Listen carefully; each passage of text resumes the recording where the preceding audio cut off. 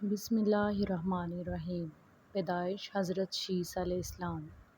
حضرت آدم علیہ السلام کے بعد ان کے بیٹے حضرت شیس علیہ السلام نے اس دنیا میں قدم رکھا اور اس دنیا کا نظام آگے بڑھا۔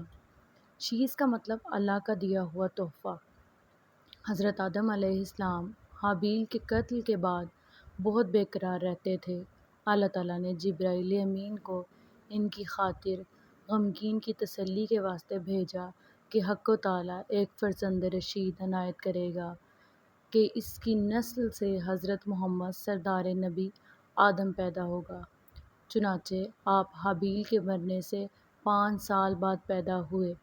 حضرت شیس علیہ السلام اور حابیل حسن و صورت میں اور سیرت میں حضرت آدم کے مشابہ تھے اور تمام اولاد سے حضرت آدم کے نزدیک محبوب تھے۔ چنانچہ حضرت آدم علیہ السلام نے اپنی وفات سے قبل ان کو اپنا ولی عہد بنایا اور وصیت کرتے ہوئے فرمایا کہ جب طوفان حضرت نوح کے زمانے میں واقع ہوگا تو اگر تم اس زمانے کو پاؤ تو میری ہڈیوں کو کشتی میں رکھ دینا جو غرق ہونے سے محفوظ رہے، یا اپنی اولاد کو وصیت کرنا کہ اس طرح سے عمل میں لا دے۔ اور حضرت شیس علیہ السلام اکثر اوقات حضرت آدم کی زبان سے احوال بہشت لذت کے ساتھ سنتے تھے اور آسمانی صحیفوں کا مضمون بھی دریافت کرتے تھے۔ اسی واسطے حضرت آپ لوگوں سے تنہا ہو کر دنیا کی لذتیں چھوڑ کر اکثر اوقات وظائف اور عبادات میں مشغول رہتے تھے اور نفس کی ریاضت اور تہذیب و اخلاق ہمیشہ مد نظر رکھتے تھے۔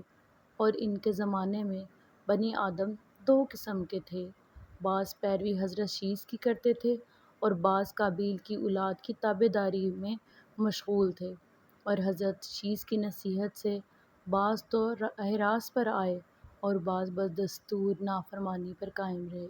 جب ان کی وفات کا وقت آیا تو انہوں نے حضرت انوش کے حق میں وصیت کی، اور حضرت شیس علیہ السلام کی بعض نصیحتوں میں یہ ہے کہ حقیقی مومن وہ ہے جس میں یہ خصلتیں ہوں: اول تو خدا کو پہچانتا ہو، دوسرا نیک اور بد کو جانے، تیسرا بادشاہ وقت کا عالم علم بجا لائے، چوتھا ماں باپ کا حق پہچانے اور ان کی خدمت کرے، پانچواں صلہ یعنی اپنائیت کے لوگوں سے نیکی اور محبت کرے، چھٹا غصے کو زیادہ حد سے نہ بڑھنے دے، ساتواں محتاجوں اور مسکینوں کو صدقہ دے اور رحم کرے۔